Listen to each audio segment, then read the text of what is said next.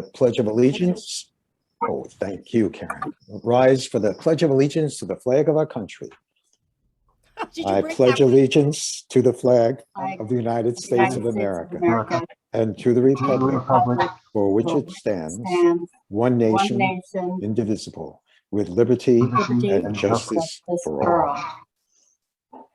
Matt, did you bring your flag with you? I brought it all the way from New York. Oh my God. Oh, wow. The official Board of Trustees flag. Something like that. That's like the Rotary Club. They carry their Rotary flags everywhere they go. Yep. You like swap them out with people in other clubs or something, Karen? That's what they do. I'll take a selfie with the flag in front of an Oakland, California sign or something. So tonight we're joined by our trustees, myself, Matthew Weiss, Althema Goodson, and Amanda Curley is about to join us, and Alice Shoslow is here, and Shandy Speller is here. And today is the 15th of November, 2021. We're also joined by our director, Karen LaRockefels, and Kathy Berndt, her able assistant. And we have Dennis Newberger from the Friends and Leslie Allen from the Foundation. And I hope that Jonathan Marshall can join us from WLS. And Lily Robbins from the library too. You didn't say her. Right. And I'll let you handle the rest of the introductions. Oh, there are no more. So now we can move on to the first item on their agenda, the approval of the prior meeting minutes. Now, all five of us were present for the two dates that need to be approved: October 18th, a regular monthly meeting, and October 21, a special meeting. Oh, there's also October 25th. I stand corrected. Another special meeting. I was not at the book meeting. So if everyone had a chance to look at those, Alice, you were not at the October 25th meeting. Right. So we'll have to break these up. I'll entertain a motion to accept in a second so we could vote on the minutes for the October 18th regular meeting. And Shandi and Althema and Alice, thank you. All in favor, please indicate by saying aye. Aye. 2, 3. And any abstentions or objections? There being none, it passes 5-4-0. How come I only have 4? I'm missing Cecilia. Oh, and Amanda. I can't hear Amanda. She's with us. Okay, so it's 4-0. And we'll entertain a motion in a second to accept the minutes from Monday, October 18th. Unless I just did that one. I just did. Now we're on to October 21st. And well, I would thank you, Althema. And Alice, I have a second. All in favor of accepting minutes from October 21, please indicate by saying aye. Aye. Aye. Any abstentions or objections? That carries 4-0. And lastly, we only have 3 people who could vote who are in attendance tonight and could vote on the October 25th minutes. So we're going to have to put that aside for the moment. We'll either approve it later tonight or at our next meeting. At this time, we are moving on to the next item, the public comment portion of our meeting. And since we have with us Leslie Allen of the Foundation, Leslie, do you have any comments or observations you could share with us at this time? I don't really have any updates. We're still working on getting the little free library set up. We haven't had a meeting in a little while. I'm guessing we probably won't until January at this point. And I think at that point, Karen will have some answers to things and we'll sort of know what our next project is.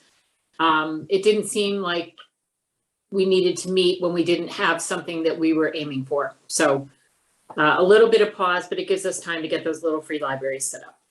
Has there been a change? You alluded to it the last time in some of the membership of the Foundation, or is that not the public? Yeah, we lost a person that was there very briefly. She will still be a friend, but just had taken on too much and realized that. So we have a little group, but we have a couple prospective members kind of floating out there. And I think once we have a next project, we'll be able to bring them in. It's kind of silly to ask anyone to come to meetings when we have nothing to discuss. Okay, okay, thank you.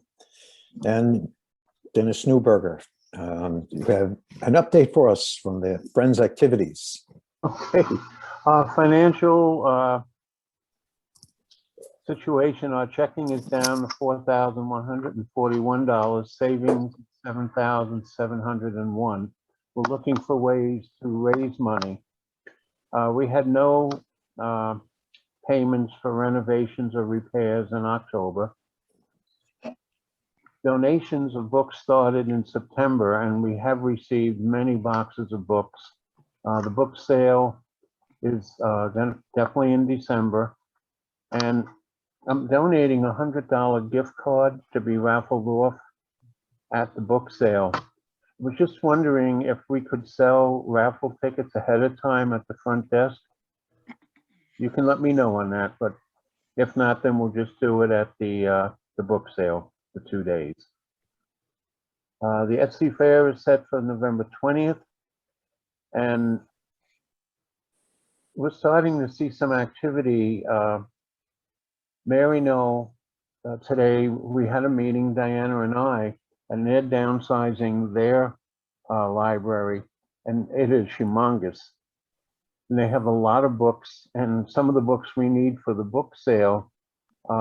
Surprisingly, they had a box filled with cookbooks, and that was something we didn't have at the last sale and people were asking for.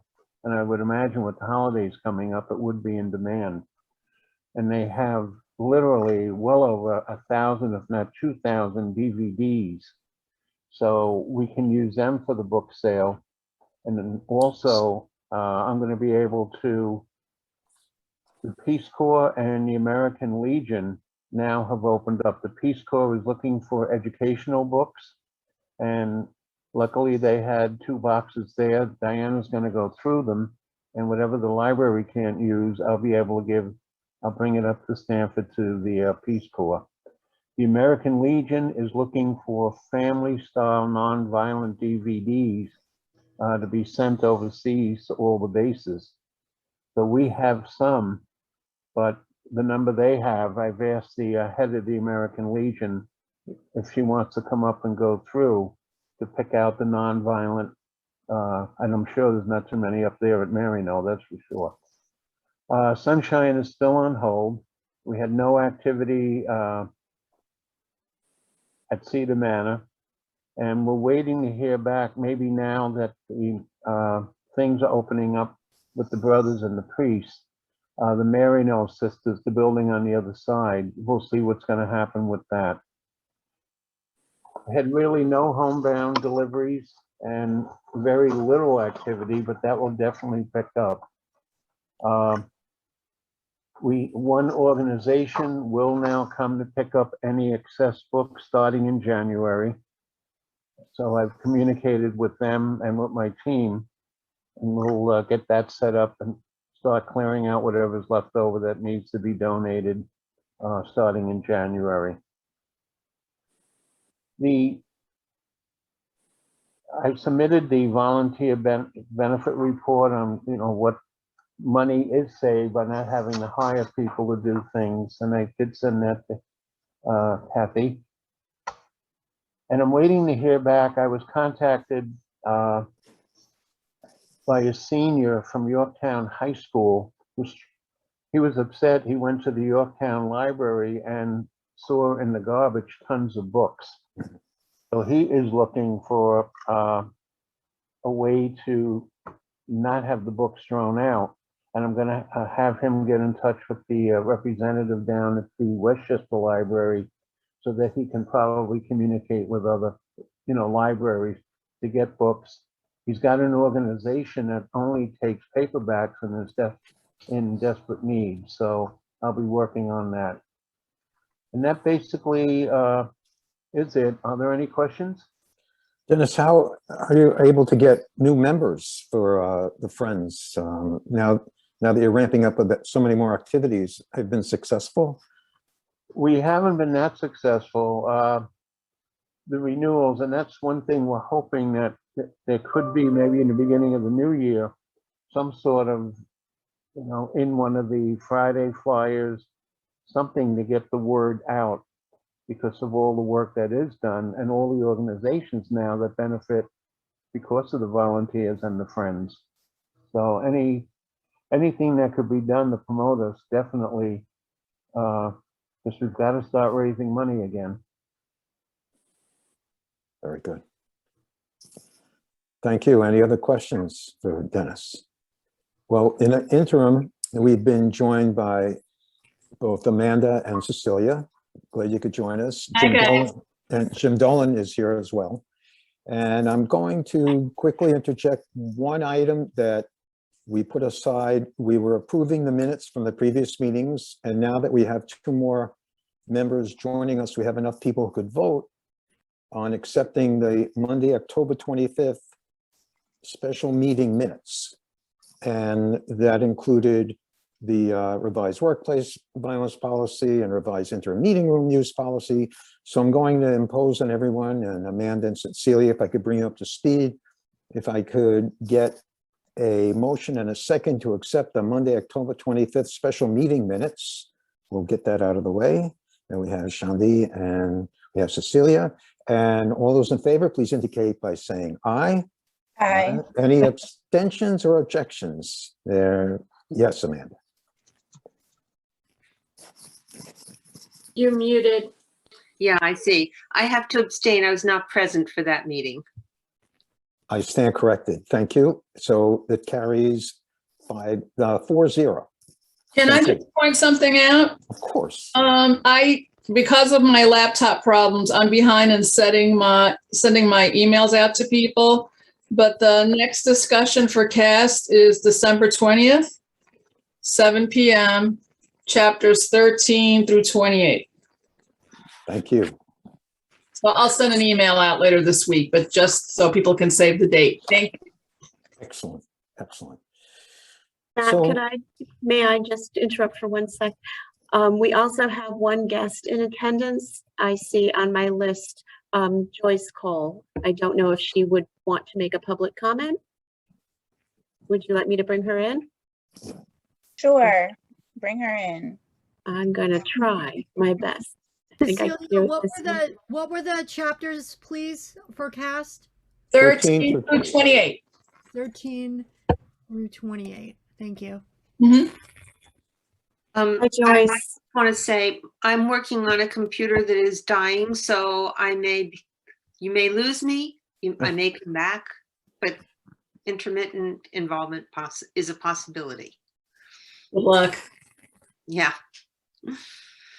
So I'd like to welcome Joyce Cole to our meeting tonight. We are about to bring in our engineering consultant for a heating and air conditioning unit. But Joyce, is there anything that you wanted to bring to the board's attention or any questions before we continue? No, I just wanted to say hello to everyone, and I just love our library. So I wanted to come and see what else, what you guys had going on. I just enjoyed a great program this past Sunday by Shandi teaching us how to quilt. It was well attended, and I was like giddy like a child. I just really enjoy our library. Like I don't live here. It's like I'm like a little kid when I come in there. There's so much to do, and I just love being in there all the time. So that's it. I'm just here to observe and to learn what else you guys have in store for us. Thank you. Thank you. That made our day. Welcome, Joyce. Thank you. So Karen, if you agree, we'll interrupt the director's report and we'll bring in Mr. Dolan. Is there anything you'd like to set us up or background for Sure. us? Sure. So as we discussed at our last meeting and at meetings previous to that, we would like to move forward with the overhaul of our HVAC system. I asked Jim to please put together a proposal for the next step in that process. And that proposal was included in the board packet. Jim can describe the proposal in more detail, but just as a broad overview, this is a proposal for work that will set us up so that we can plan appropriately, make sure we solidify our approach, and then move ahead with the other work that needs to be done, such as spec drawings for SED, for bid, for estimates and all that kind of thing. I'm going to turn it over to Jim at this point. Thanks, Karen. Good to see all of you again. I think I've met most of you in the past, but as Karen and Matt said, I'm Jim Dolan with OLA Consulting Engineers. We've been working with the library for some time, in some ways probably longer than the library would like, but we're brought in to help sift through some of the challenges you guys have with your HVAC system. So as Karen mentioned, this proposal is to, in October of last year, I presented kind of an update to a strategic plan that we had worked on. And since that time, I think the big change in philosophy, although some of you might have already been there at that point, is to really move away from the standing column wells that have been so problematic and really just go back to almost where we started, in the sense that, like, let's put together a package that has a comprehensive replacement, as opposed to just incrementally going through the process. So that's what we proposed in this sort of revisit. And it's to really just revisit that strategic plan, relay it out, but we also are going to go a little deeper into a couple of areas. One of which is looking a little more closely at the electric service, because as we move away from those standing column wells, your electric peak will go up. And I just want to make sure that there's no hidden costs in the electric service. And we're going to look at really where the siting of that air-cooled chiller might be. Up until this point, there was always in my mind, a likelihood that we really try to leverage the standing column wells, and the air-cooled chiller approach was sort of the last resort. And what I'm gathering is that we're at that last resort. So we want to make sure that that air-cooled chiller approach and thoughts have been thought through, and then revisit some other details, and then present that back to you. And then from there, we can decide, yeah, does this make sense? We're going to update some of the costing that we did, and really just bring this information back up to speed. So I'll leave it at that, and maybe see if there's any questions. So the dollar amount for this particular stage of the project is, if I'm not mistaken, was it, I don't have it in front of me, 6,700? 6,750 in the October 29th proposal. Okay. And the scope, perhaps in a nutshell, for the non-engineering types amongst us, would be that it's preparation to take the next step of going out to bid. So yeah, preparation to really finalize what we would design. So really it's defining what the scope of work would be for the design. So rather than just jump in and with a much larger fee and scope to design something and not have socialized what those parts and pieces are and get feedback, we wanted to make sure there was a chance to socialize the approach that really was kind of piecemeal before, but we're looking at sort of bringing it all together. And then there is a couple of avenues that go a little deeper than we've gone in the past, because I just felt like we didn't want to have any, reduce the number of potential costing impacts, so we can at least get a better sense of what the overall cost might be. And to the extent that we're working with a lot of different areas, from the air conditioning to wells, and maybe needing to fill in gaps that the piping or the wells have created, I imagine all of this has been brought to your attention and would be taken into consideration. So we know about some of the concerns about the wall that have come up and some of those changes, and you're dealing with another consultant for that. There is a point where there's some overlap. At some point, you need to basically terminate the use of those wells, and then how they get really taking offline in a way that's appropriate there may be a conversation to be had with a well specialist and how to take those completely offline and backfill them, or however they end up doing that. Honestly, I haven't been through that before, Matt. But all of what we would do would be from that air-cooled chiller into the building, the air handlers, the heating system, and looking at that phasing. The original thought was to do this in a number of parts. And what I think, if you're really looking to go from A to Z, how much of that can really be bundled together, and how much potential interruption there might be, what those strategies would be, what we put into this this updated study. And to the extent that the world has changed since we last spoke about this in detail, with supply chain issues and access to specialists and professionals, is it something to consider that this has potentially become something like a 3 or 5 year long project as opposed to 1 to 3 years? Is that a fair consideration at this point in time? So, good question. I feel like we're just really seeing some of these impacts on schedule. I know it's been talked about for a while, but on projects we're on, we're just seeing it. So I think it's going to take 6 months to a year for that to course correct.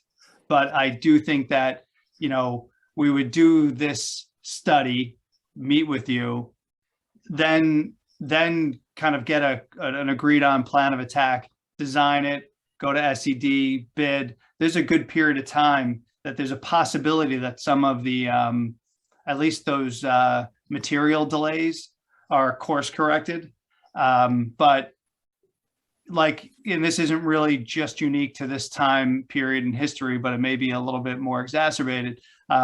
Costs are going to continue to go up. And I think when we revisit the costs in this, we'll want to account for that. They're not going to go down. And if you wait 4 years to do this, it'll be even higher likely. So, we'll revisit those costs. And I'd probably say, Matt, that's probably the thing that has been impacted the most. I think I could be wrong, but I'm hoping that the delays in equipment have worked themselves out in the next 6 months to a year. So by the time you're really implementing this project, it would be in that, in that time frame. Also, hopefully then contractors aren't so overburdened. Right now, they're all very busy. And bids, if you bid this tomorrow, I would expect to see very high prices just from labor, not to mention shipping and their inability to predict when materials would come. So, we can talk about a budget range to maybe account for that factor, because you're going to want to be able to socialize this in a way where you don't have to backtrack. And I know even when we went and priced out the original project, some of the items came in higher than anticipated. And some of that was due to, some material costs and labor cost increase, as well as just logistically working around an occupied library. So we want to account for that as well. Are there any other questions at this time? Anything that crosses your mind? I have a few. I've never heard this term, but I'm not in construction, socializing a design.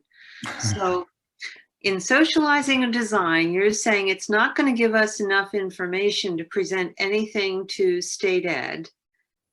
And it's the first step before you do a design. So it is it's like taking a baby step before we take the larger step. So why go through this process if it's not really giving us information that we need? I think it's information that you need, because you're going to decide what you're going to design and bring to SED.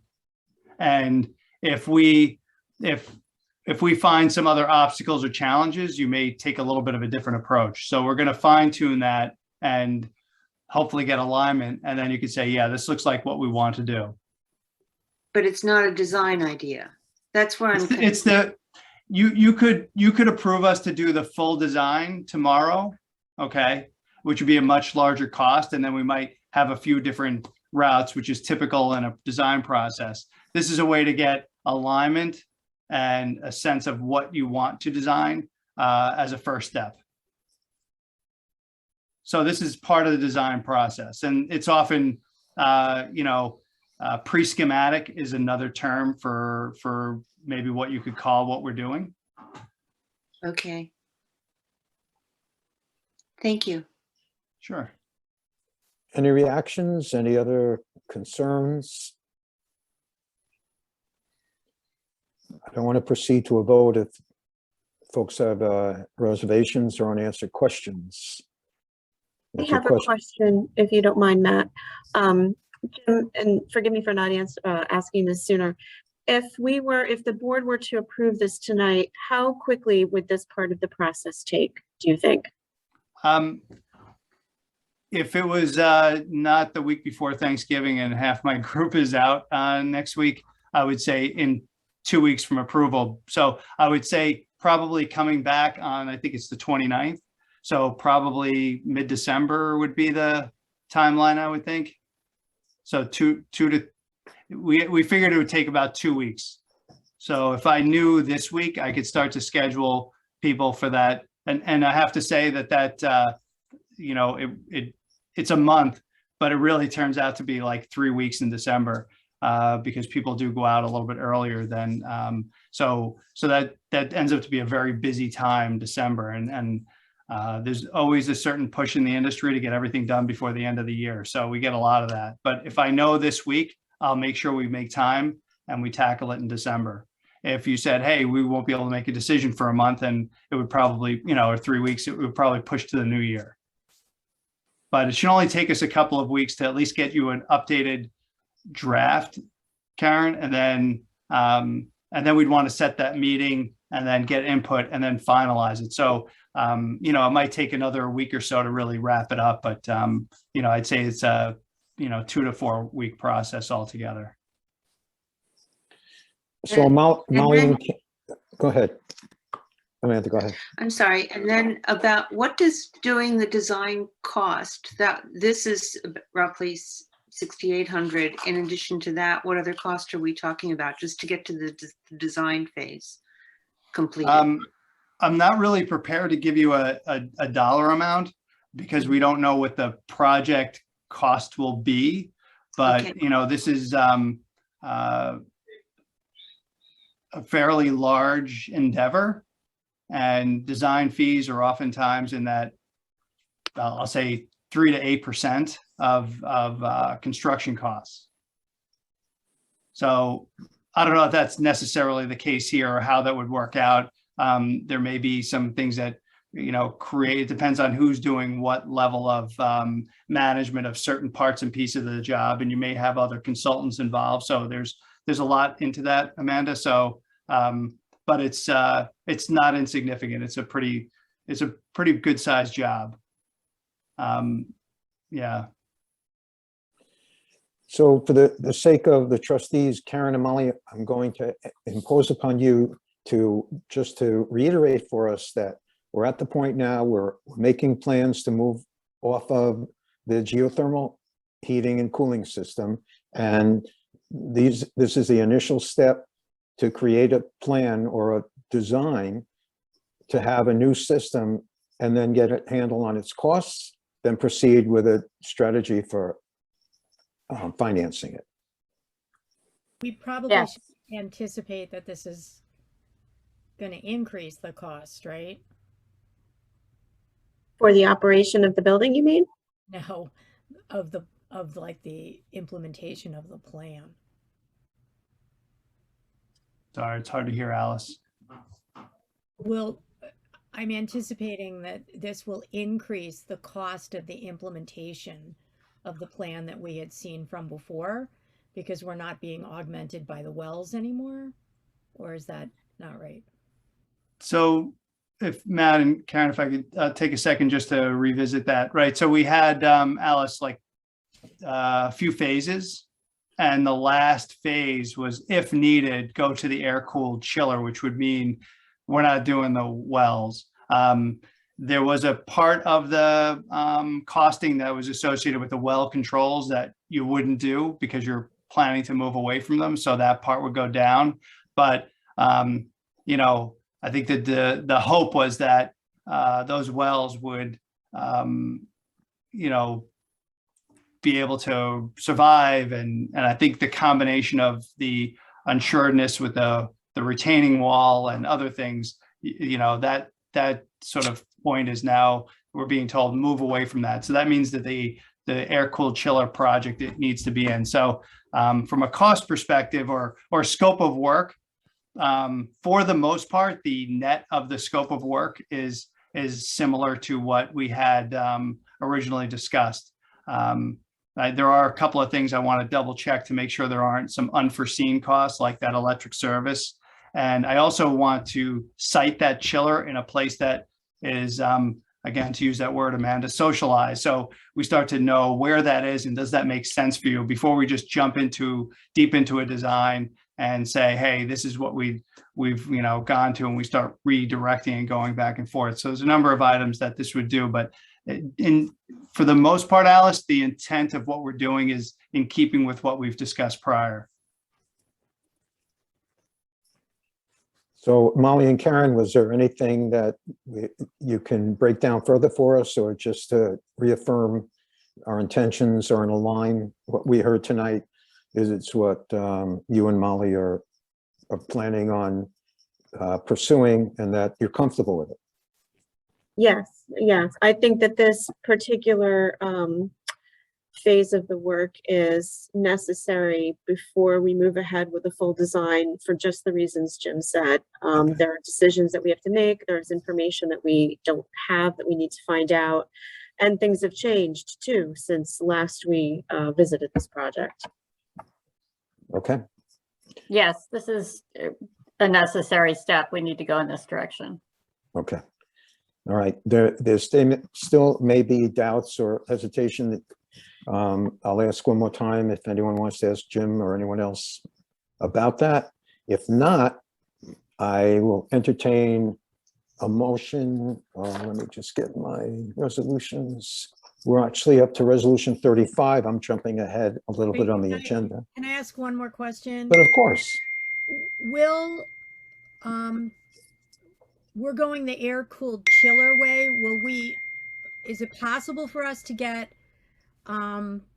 like two options, an air-cooled chiller and maybe look at a different strategy, or no? So there is this is also a part that we're going to figure out. There's a little bit of a blend of if you remember on the last presentation we talked about rooftop equipment being either heat pumps or DX. So how much of that load can be absorbed by that rooftop equipment versus the air cooled at grade is part of what I think a balance of what we want to explore there. We've already looked at, what's called water cooled with the cooling tower. And if you recall from a few years ago, the whole Legionnaires issue and there's a lot in New York, there's a lot of now increased costs to meet the maintenance requirements for those. So that kind of came off the table.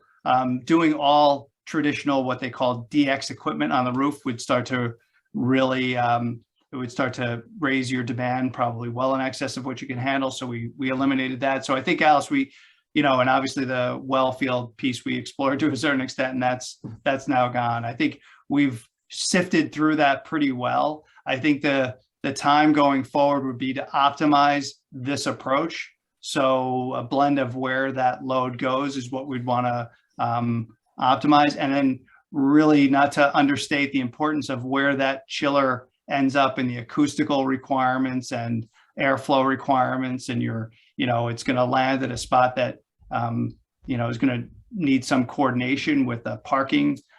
So there's a lot of subtleties within this option that still give you plenty of things to decide and discuss. So, and there are so many energy rebates now and stuff. So are there any cheaper strategies than an air-cooled chiller? So an air-cooled chiller is an approach that's considered very cost efficient. There is potentially some opportunity with heat pumps that we did have in our mind to see what we could get from the clean heating and cooling folks, to see if there's some incentives that you can capitalize on. And we've always wanted to keep the high efficiency intent of the building as intact as possible. And that's partially what informed, I think, the greater part of this group to really hang with those wells as long as you have. So, so we're going to look to see how we get this to be the most efficient system, but really without compromising your thermal comfort, which you've endured the issues for far too long. 16 I have a years, right? Or 15 years. I have a Okay, sure. question. I'm not understanding about the idea of a design before the design. My understanding was that the design was the problem. So I'm not sure if somebody can explain it to me in a different way, but I don't understand what a design before the design is and why it's necessary. A design period is a design period. So what is the design before the design? So oftentimes you try to lay out the path that what you want to design, how you want it to work. And this is going to give the group here an opportunity to see in more detail what your decisions are and what you want to implement. As I mentioned, like the electric service, to make sure that's big enough. And if it's not, what do we do? So, you know, it's not the full extent of what you would. So a design is often done for a few reasons, but some key reasons are to understand what you're buying, to then take that design and go out for bid to contractors to make sure that they can, you know, price something and it's defendable. You mentioned that the design was the problem. I think what you're referring to there is the original designs of the building that we weren't involved with.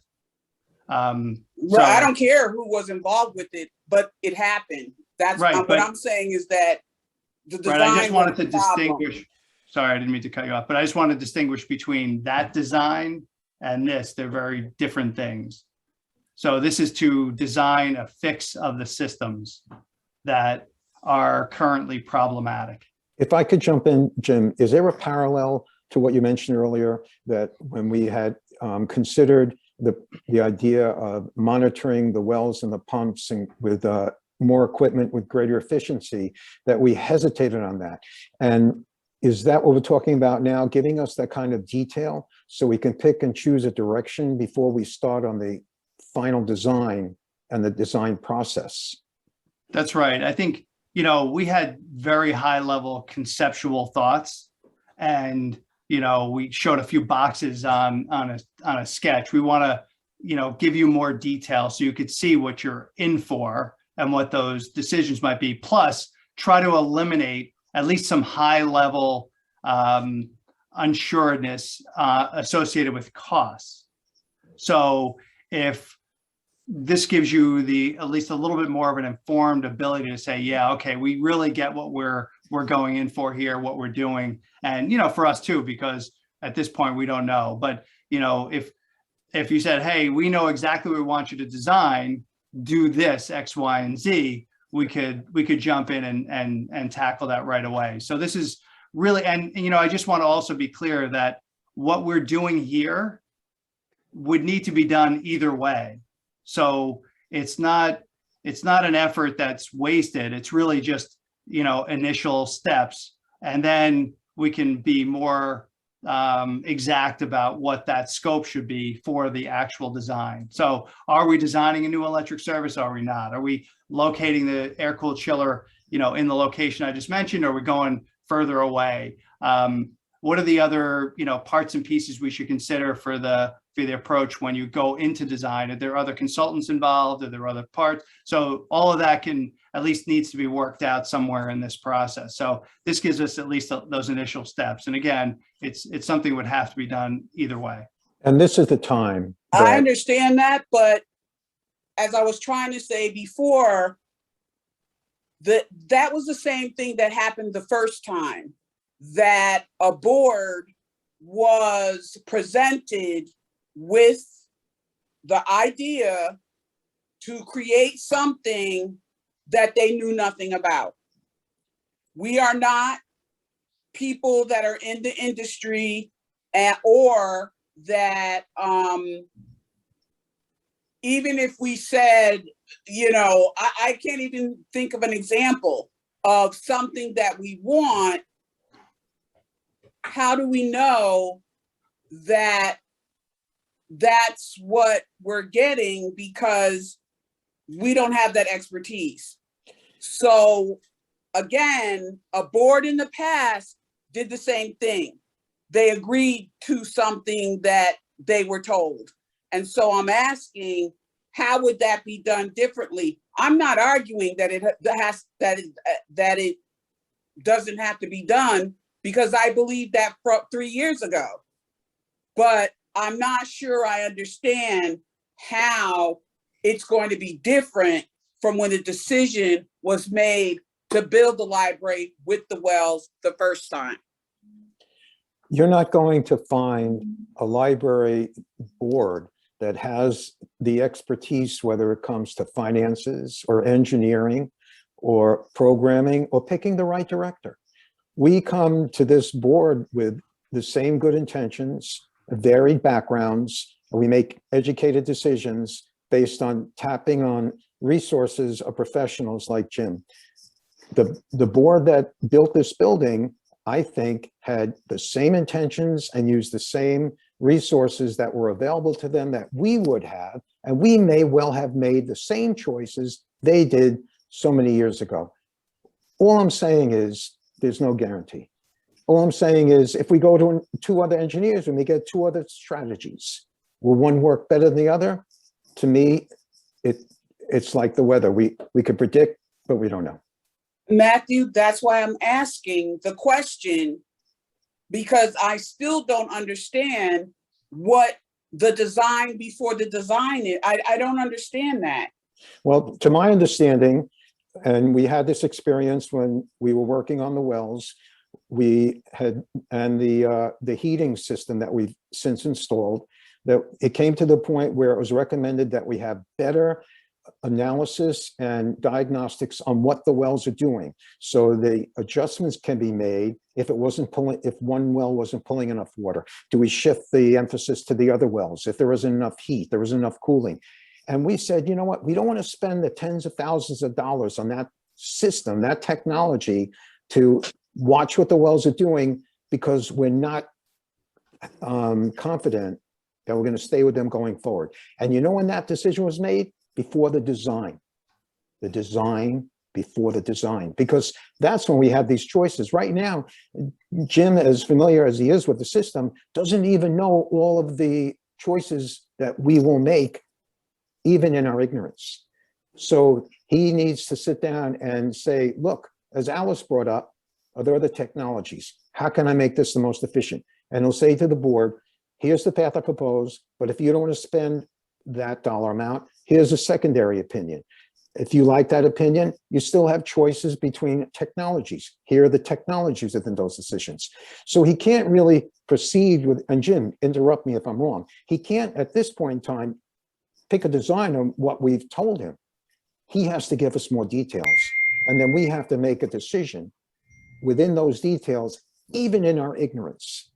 And this, yeah, Matt, I think this step is literally meant to be to socialize the decision-making so that you have a chance to ask those questions and hopefully be very informed, know what we're doing, and feel like you're making the right decision. So, you know, this is really to open up the decision-making and really socialize what we're doing and thinking about and what the challenges are for those steps. None of this is going to be easy, right? We're trying to fix a broken thing in a space that needs to be occupied and used. So, Shani, all I can say is that part of why this step is important is for exactly the reasons that you want, is to say, hey, we want to be able to ask questions and understand what you're doing. This step will help further that. And it will be usable either way. It's still progressing towards the same end. You're just not biting off the whole thing in one shot.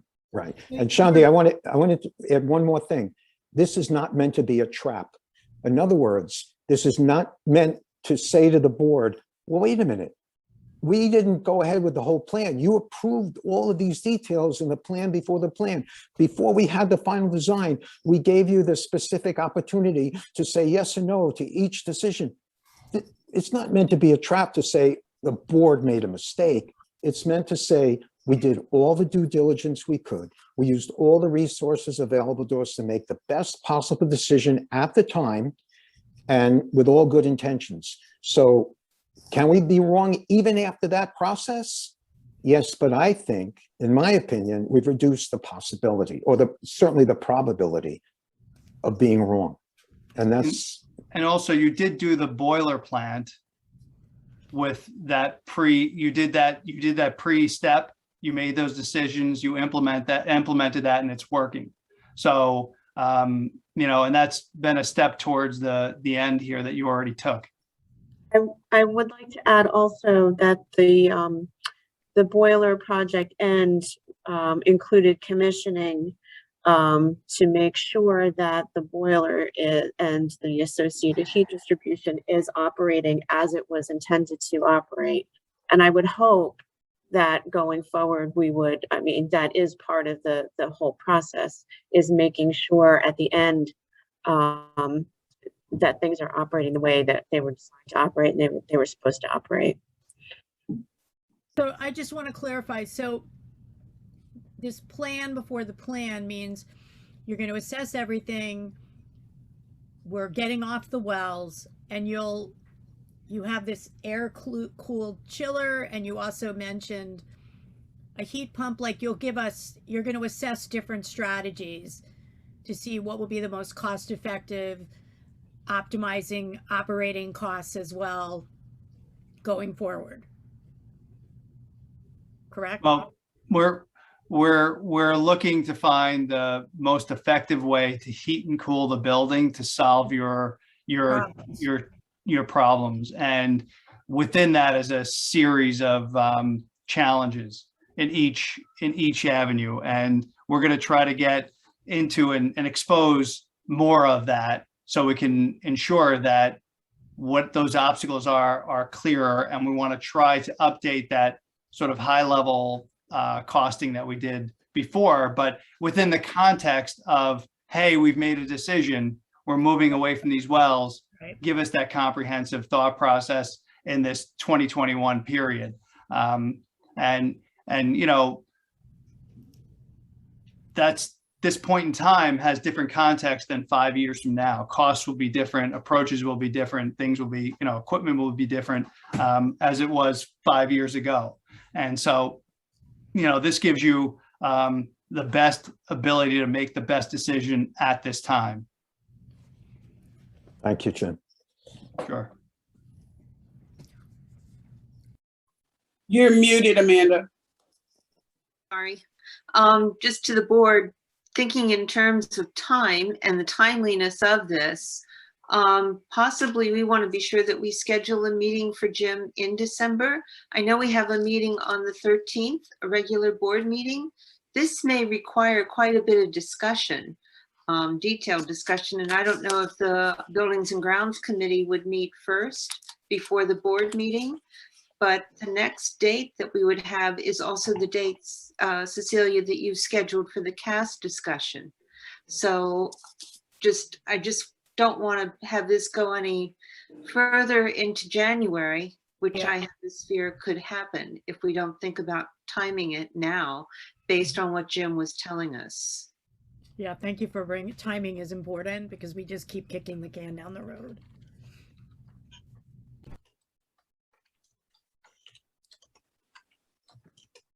I think the best we could do is see how we vote tonight, see how quickly Jim's team turns it around. And once we get an idea, after he's alerted Karen as to having finished that part of the proposal, I think that's when we can determine it, because we could pick a date now, but I don't know if that makes sense is what I'm saying. Okay. I think we're cognizant of what you brought to our attention, but I don't know. I'm hesitant to start picking a date now. Okay. But I think we're ready, willing, and able to move once we get to the next level. So if anybody has any additional questions, I'm going to proceed to request for a proposal to vote for Resolution 35, approval of the OLA HVAC Professional Services Agreement.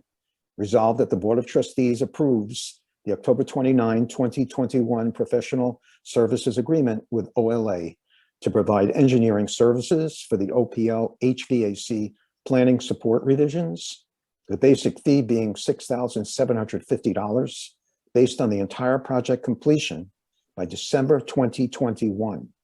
Additional services of the engineer shall be compensated on an hourly basis at OLA standard billing rates. I'll entertain a motion and a second so we could be. I have Sandy, you another a question. Jim just said that the projects that, you know, are due at the end of the year, is this that kind of project? When it's just starting? He said that the projects that are coming in, people are traditionally try to complete them by the end of the year. This is a project that's just beginning, so why would we get in the flow with the projects that are coming in at the end of the year? I think that was a timeline consideration, wasn't it?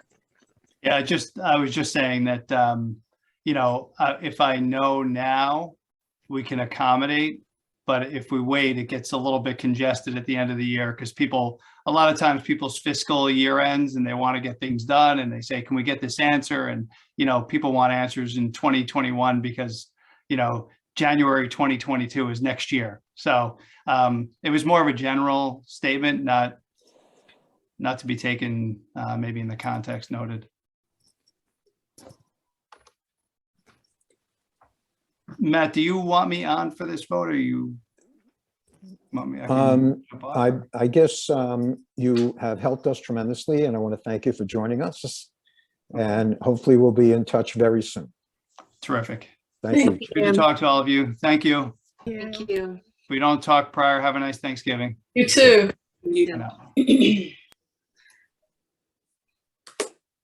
So I'll entertain a motion to accept in a second so we could proceed to a vote on Resolution 35.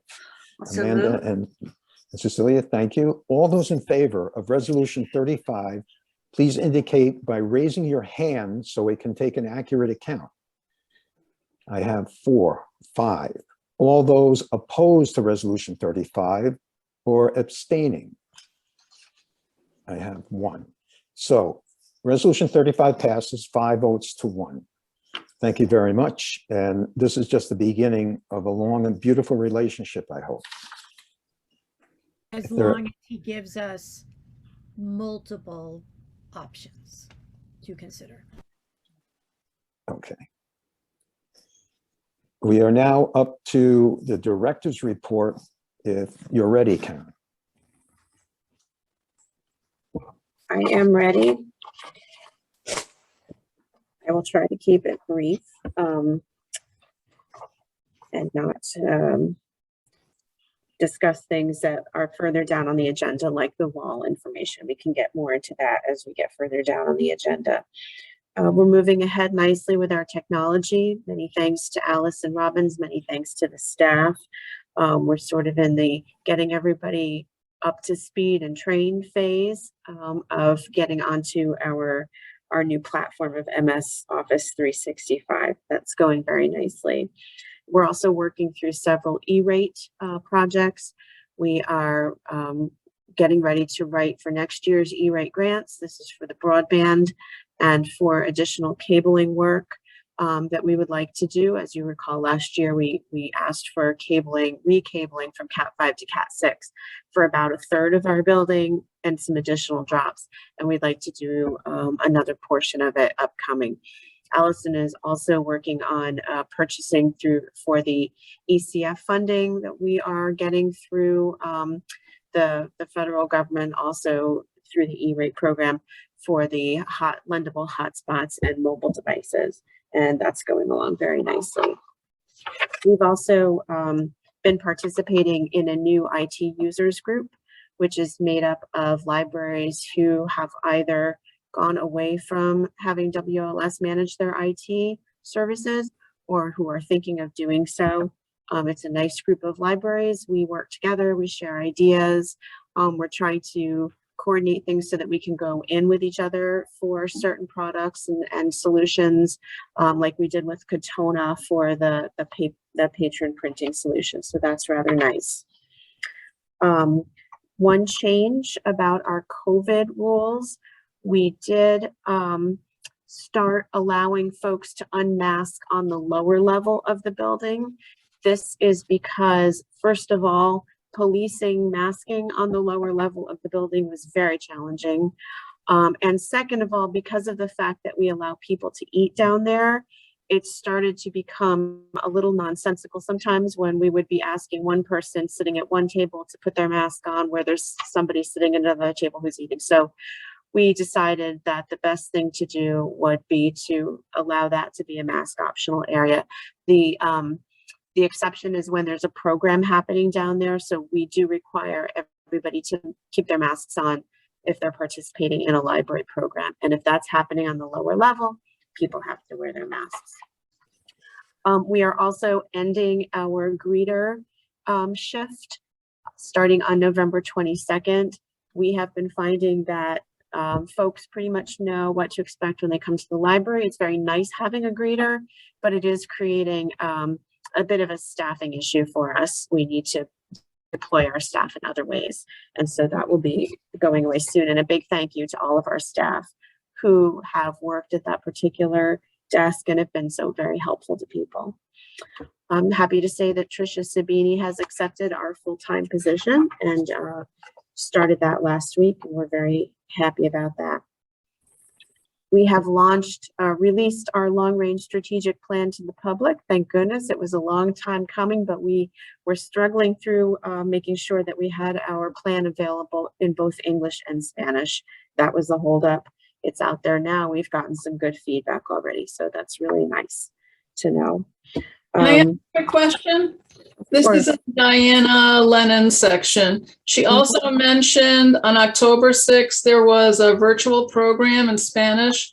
Ray Sanchez, Nancy de la Cruz Arroyo, Marcelo Levin, like 3 other people. Is that still available to view online? Do you know? I'm quite sure it is, but I would have to let you know exactly where it is. Okay. I want to say it's on one of our LibGuides on our website, but I will find out for sure. For Sorry, you. I missed it. Thank you. Yes, of course. That looked like a really interesting program. Yes, it was very well received. Let me just make a note to myself. Thanks. Yep.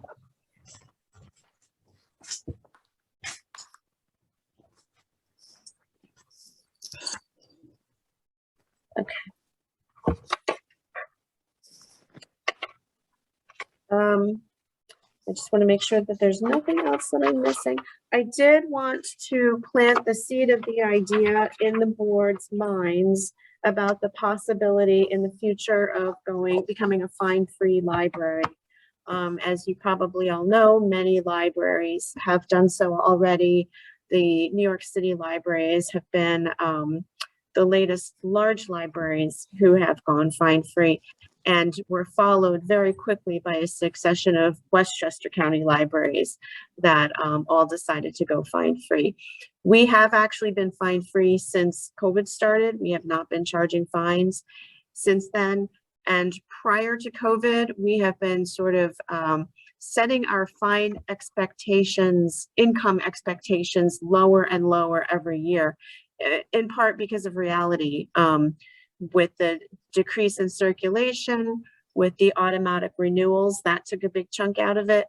And also the efforts that we've made with our community to do a lot of fine forgiveness. We went from a very, substantial income every year, or projected income, I should say, to a very modest income projection from fines. So it's something to think about. I'm not asking for any decisions tonight, of course. But it's something that I'd like the board to think about, and we can discuss, especially as we will be coming up on budget time soon. So it's good timing. Does anybody have any questions about anything in my report? I'd like to comment that in Diana's report, she talks about a David Sibley program that had over 600 people attend. And I found that very impressive. And in the same paragraph is a reference to the October 16th Joyce Cole program. My surname is not my bloodline, which grew a small group of people, but I understand that's growing in popularity. And it was a really excellent program. I was very pleased to be able to attend that. I know Kathy, you attended that as well. It was really nice. Very nice. Any other comments or questions for Karen? Thank you, Karen. And are we doing okay with the process for approving the payrolls and you're getting signatures on? Folks have been coming in. Good. Yeah. Yep. Very good. We can move on if there are no questions or other comments to the committee reports. Under the president's report, I'd just like to point out, as mentioned by Cecilia, the next CAST gathering, discussion gathering will be on the 20th of December at 7 p.m. And the next regularly scheduled meeting is the week before, the 13th of December. Tomorrow is the second edition of the New York State Library Trustees Handbook discussion, and everybody should have registered for that in advance. I registered today, so I'm in. Terrific. And also, the WLS annual meeting is scheduled for November 30th. Hopefully there'll be invites sent out to the trustees. Last year there were not, but I'll reach out to Jonathan and we'll see if we're getting an invite to that, if that's the right date. And then, is there anything else? No, I think that was all that I had. If you're ready, Amanda, we can move on to the Policy and Bylaws Committee. Okay, there's in this week's packet, you have a resolution to rescind the lost book and materials policy.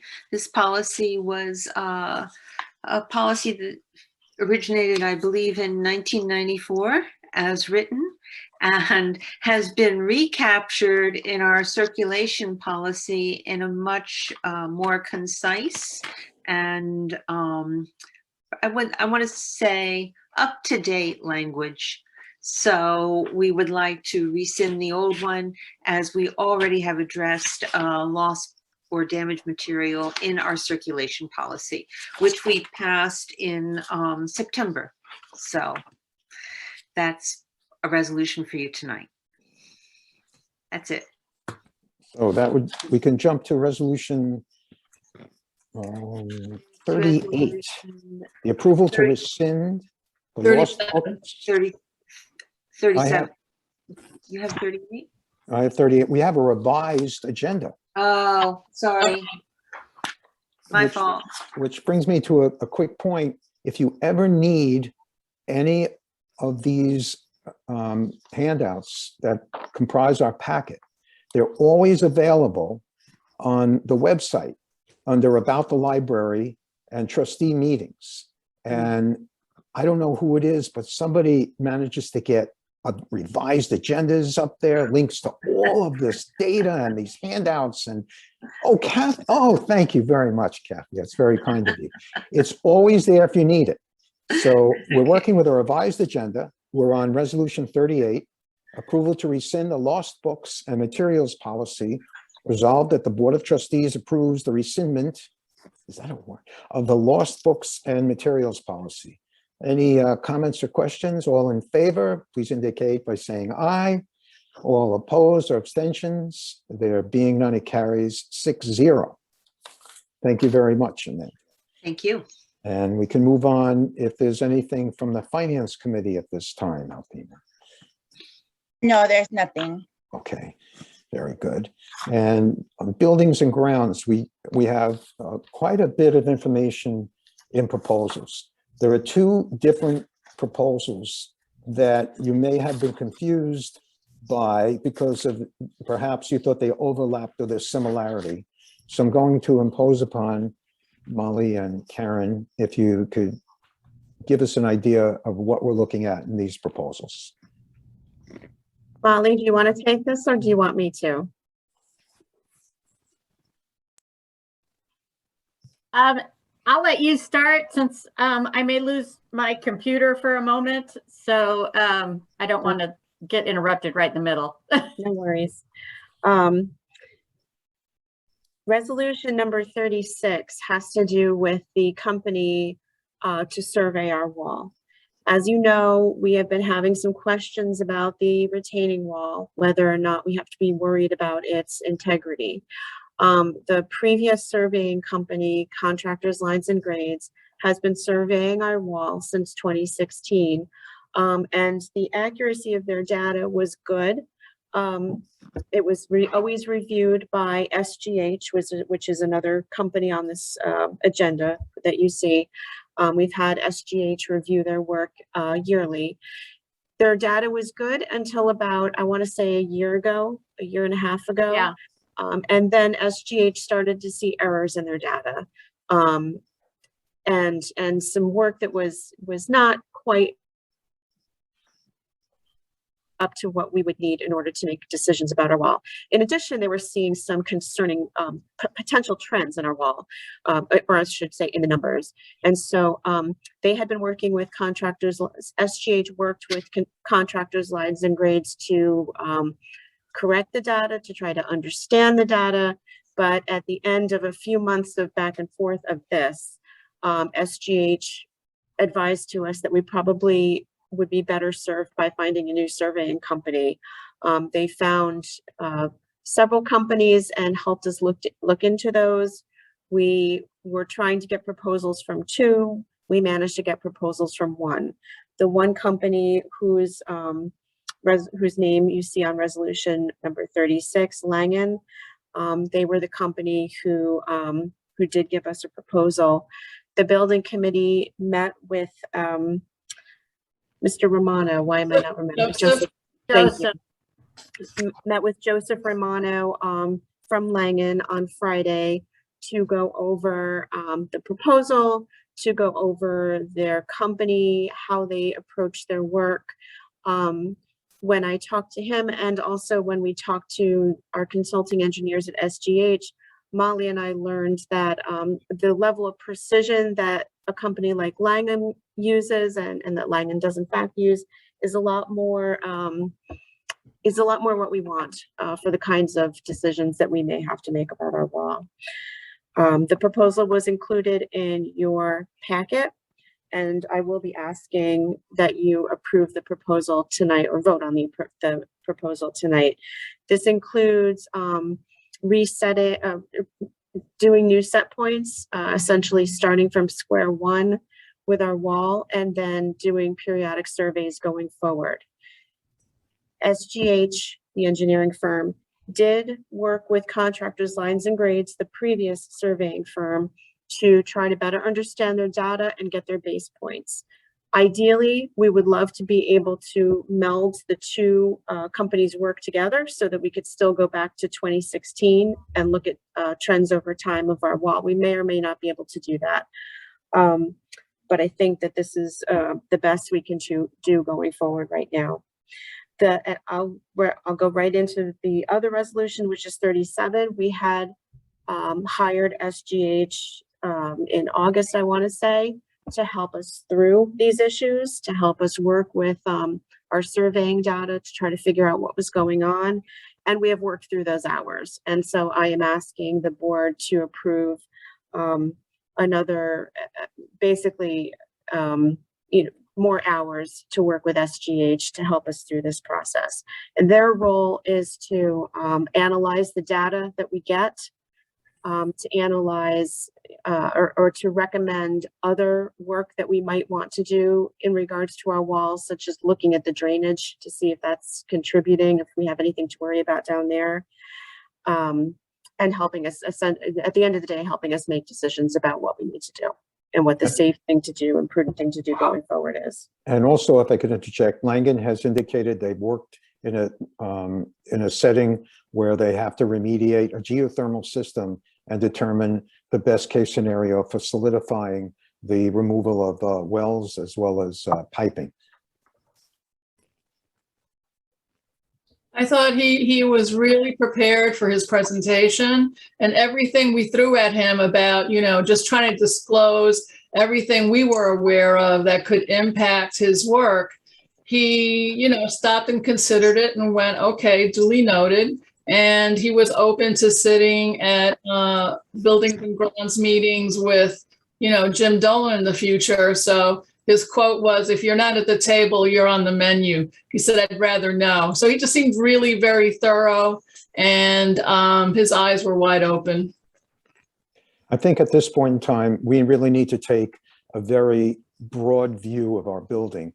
I don't know if the word's holistic, but when I was on these committee meetings with these folks and asking them if they would talk to Jim Dolan and telling Jim Dolan he should talk to these people, because we have a circle where cars have trouble navigating to get around in the back, but there's a significant drainage system at the bottom of that circle. And not too many yards away is the back entrance to our building, and the floor is collapsing. Are they connected? I don't know. But these are the people that need to know all these things. They need to know about the rainwater drainage system in our parking lot. They need to know about the wells and all the piping in the parking lot. And we need to know about the wall. So we really have to pull all these people together at the same time in the same place. And that's the intent.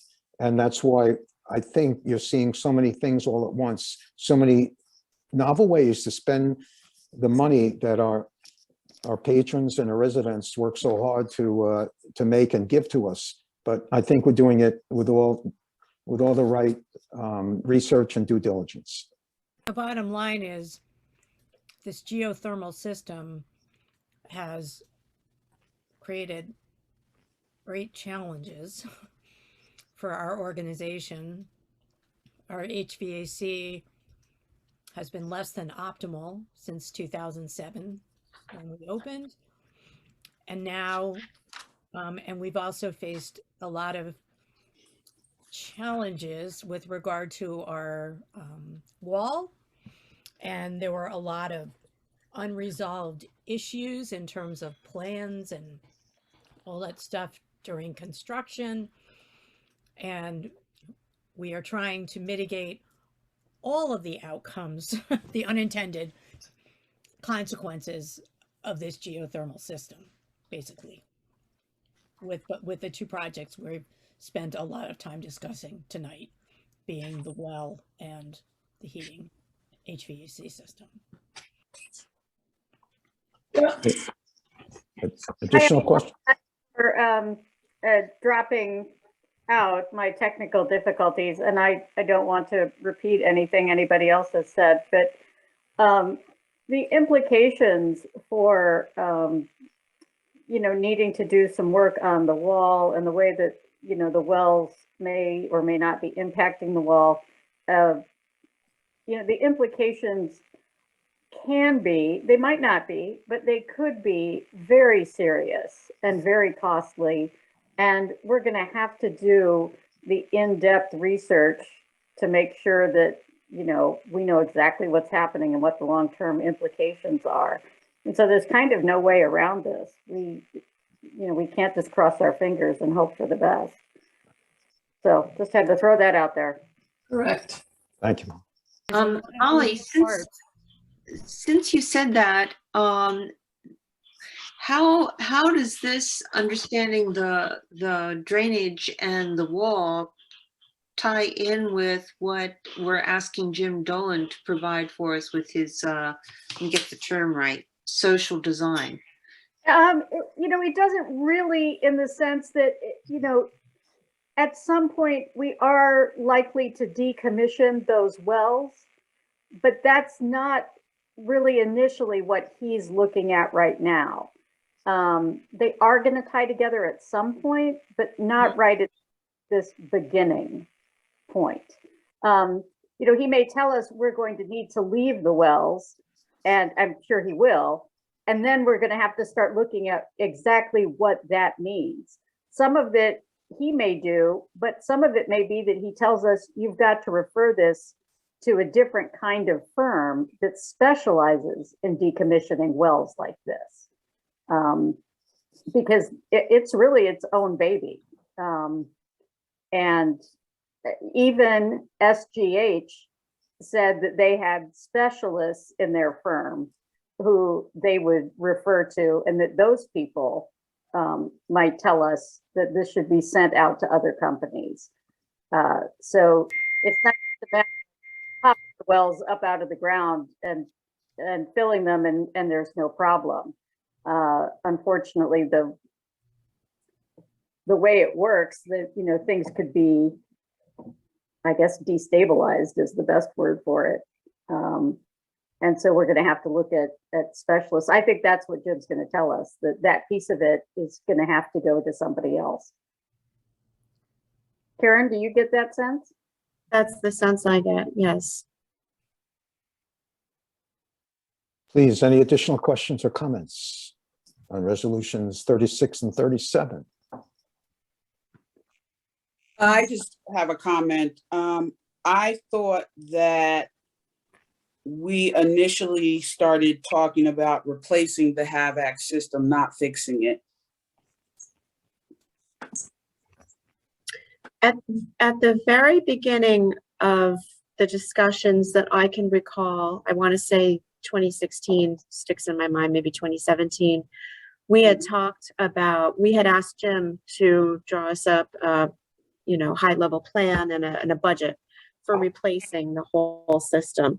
And we were then, all suffered from sticker shock when we got the total amount, which I think was $3 to $4 million. And that's when we asked him to please, what's the word I want? Phase it out for us to plan a phased approach. Mm-hmm. But yes, we started there. He said that tonight. He said, fix the HAVAC system. He didn't say replace it. That's why. Oh. He never got. Why I abstained, because, and I didn't want to get into it because it just was going to make it longer. So I'm just saying, in regard to this other piece, and I hear what you're saying about taking a holistic approach. That's a good idea. But again, the language that's being used is not making sense to me. So that's probably more so what I wanted to say. Molly, did you want to? Oh, I was just going to say, I understand that why fix or correct are confusing terms. I think that, ultimately, in a lot of ways, this is a replacement of what we have. Will we try to use some of the existing sort of ductwork and, other infrastructure that can be saved? I'm sure Jim will, incorporate what he can. But most of it, my impression is that most of this system will have to go. That's my impression, but he said fix. Well, he did not say replace. No, but I don't know, Karen, maybe we could ask him to just clarify that wording, because I get the sense that I think he might, I don't want to speak for him, but my sense was he was using the word fix as in fix the problem that was created by the installation of this geothermal system. Fix was like a broader. That's why I kept asking, and you're going to give us multiple strategies to consider as we move from the wells. Yeah, but he wasn't taking the bait. He wasn't connecting with that. Because we've given him direction that is to incrementally replace parts of this system. And we've never, up until this year, said we're going to move off the wells definitively. But so I think that we're moving off the wells, and you're giving us not one, but multiple strategies to get to that point. Right. But this all does tie into the wall. And with the wall, by the way, we have the surveyors, but are they assessing the wall or the facade of the wall? they're assessing the actual movement behind the facade. Okay, Some of the movement, may be impacting the facade. The yes, facade may be just falling down by itself, but the work they're Exactly. doing will determine if movement behind that facade is a problem for us, creating problems for the facade, somewhere between, some combination. these are But they're very looking at complicated the big stuff. engineering problems, very They're complicated. they're looking at the big stuff. They're not just telling us we have a crack that needs to be patched. Yeah, Shandi, going back to the proposal which was sent to Karen in the first page, third paragraph down, there is a line here and it says that we shall update the 2020 HVAC implementation plan to prioritize the future projects in a way that allows for the geothermal wells to be deactivated. So I think that is part of the proposal. That's a fix. It is to deactivate them. So I'm going back to what Molly was saying. It's to fix the problems that we have rather than to fix the wells. So I hope you have at least a concept of what it is we're trying to accomplish. I don't think anybody can expect to have any real level expertise, again, similar to the OLA proposal. However, I do think we have enough information to proceed with a vote. Are there any additional comments or questions before I do? I'm going to separate the two resolutions because it's a little wordy. The first resolution, number 36, reads, approval of Langen Professional Surveying Services proposal. Resolved that the Board of Trustees approves the October 15, 2021 proposal for professional surveying services from Langen DPC, estimated fees of survey monitoring, project review, installation, and baseline observations, $10,000. Monitoring, $3,500 per visit. Final report, $2,500. Miscellaneous, $1,000. Work will be billed according to a schedule of fees and conditions, including any work beyond the discussed scope. Any questions or comments before I request a motion to accept resolution 36 and a second? Do we have a motion? And Cecilia and Alice and Alfima will proceed to a vote. All in favor of resolution 36, please indicate by saying aye. Aye. Aye. Any abstentions or objections? There being none, this passes 6-0.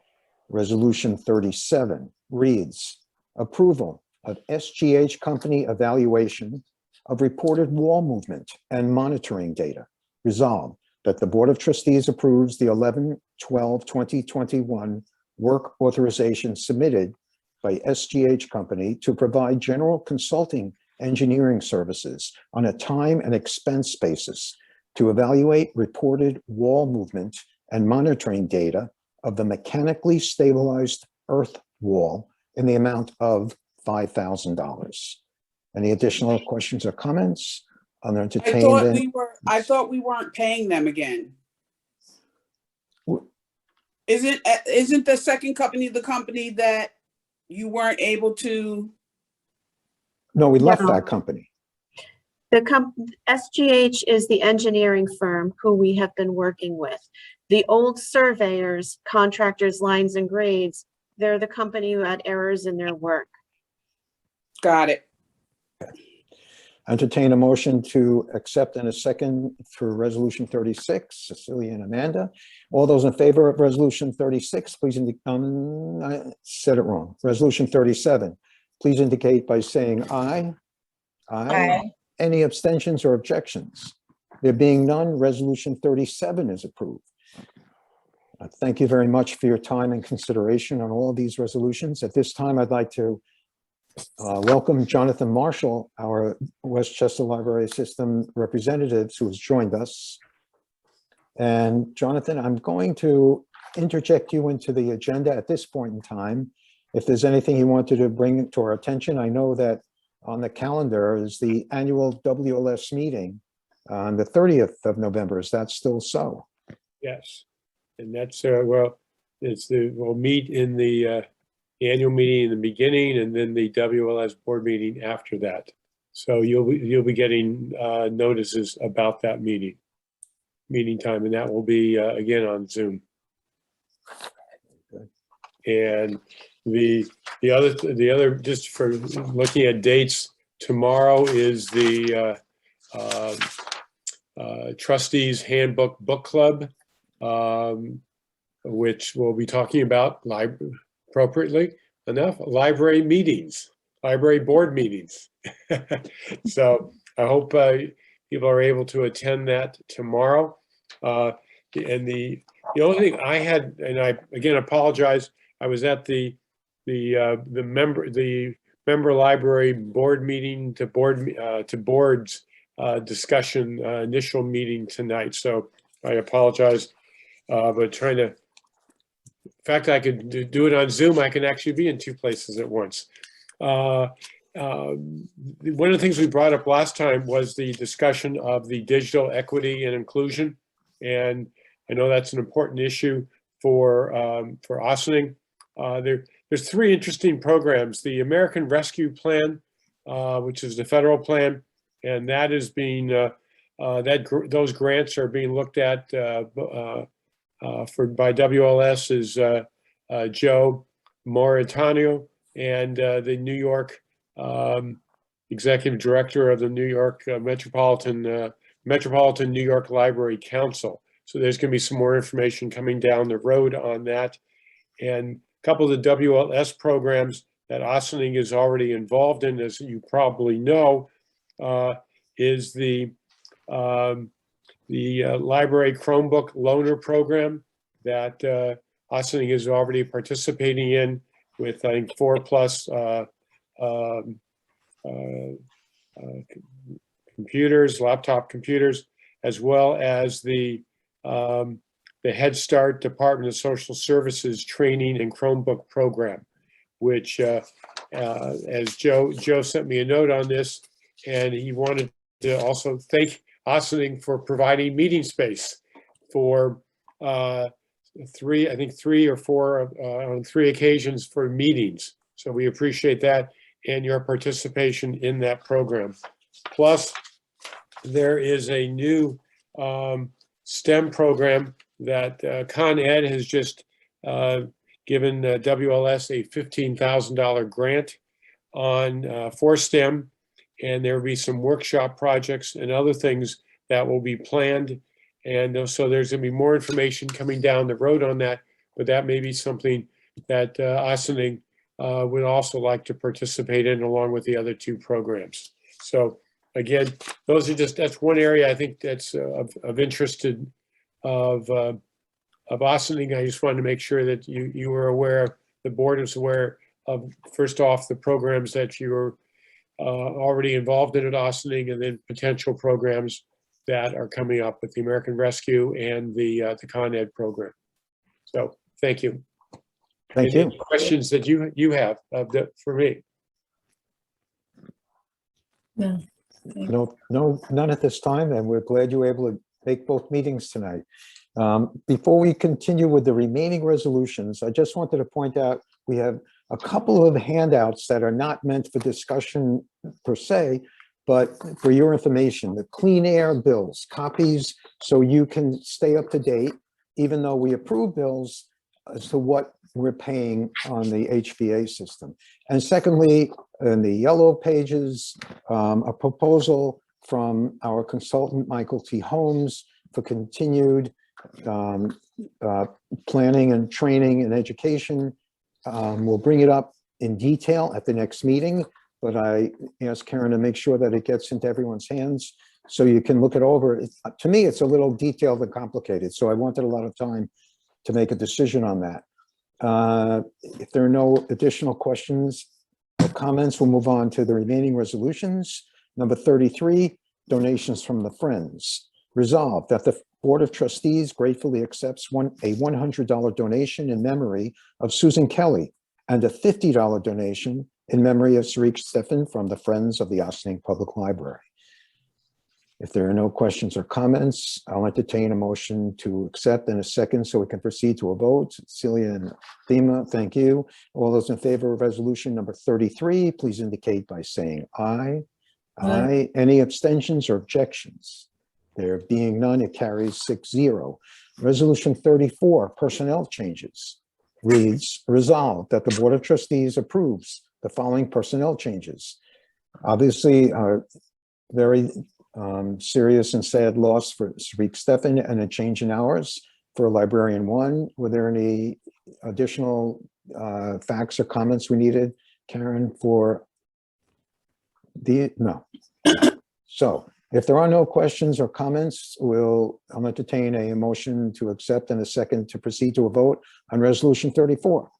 I just thank want you. to say, this loss of Sariq has been so difficult for so many people. And as we read the director's reports, every single department commented on it. And I know at the high school as well, the kids and the staff are very devastated. In fact, on the wall by the sports field, there's I sent a picture of it to Karen. It says, rest in peace, Mr. Stephen. And it's, I'm sorry.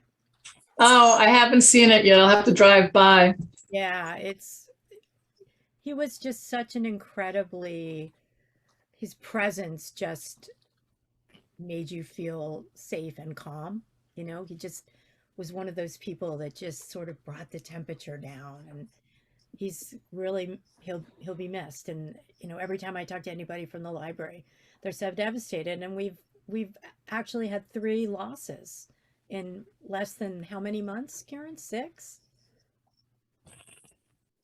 Yeah, with Bill and with Bonnie too, very sad. So, and I think Mallory did a beautiful job in her tribute to him as well. So.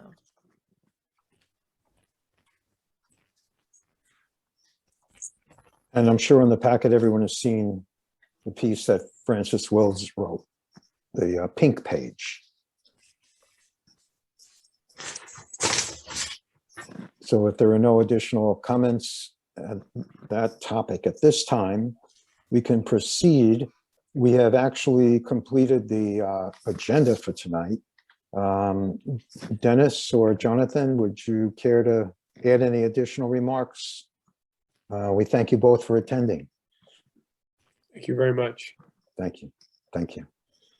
Karen and Kathy, did I forget anything? Did I overlook any items? No, we're just, we're going to go into executive session for an update on union contract stuff. So I'm just waiting on Craig to come on. I just texted him now. I just added the other item for new business of the 2022 WLA membership that I will be signing everyone up for. Okay. Thank you. So at this point, I will entertain a motion to end our meeting and go into exec. And Cecilia and Alice, thank you, and Amanda. All those in favor, please indicate by saying aye. Aye. Any abstentions or objections? There being none. I want to thank all our visitors, and Kathy, thank you very much. And we can stop the recording and go into exec. Hi, Kathy. Abstentions or objections? There being none, we are now returned to a regular meeting. I want to thank everyone sincerely from spending the time together tonight. We've accomplished a lot, we've learned a lot, and perhaps we need to learn more to make intelligent decisions, but I think we're making the effort with the greatest sincerity. So everyone, please stay well and stay safe, and we're scheduled again for the 13th of December, and hopefully we'll see each other soon again. Happy Thanksgiving. Happy Thanksgiving. Thanks, Good night. everybody. Happy Thanksgiving. Everyone, take care. Bye. Bye-bye.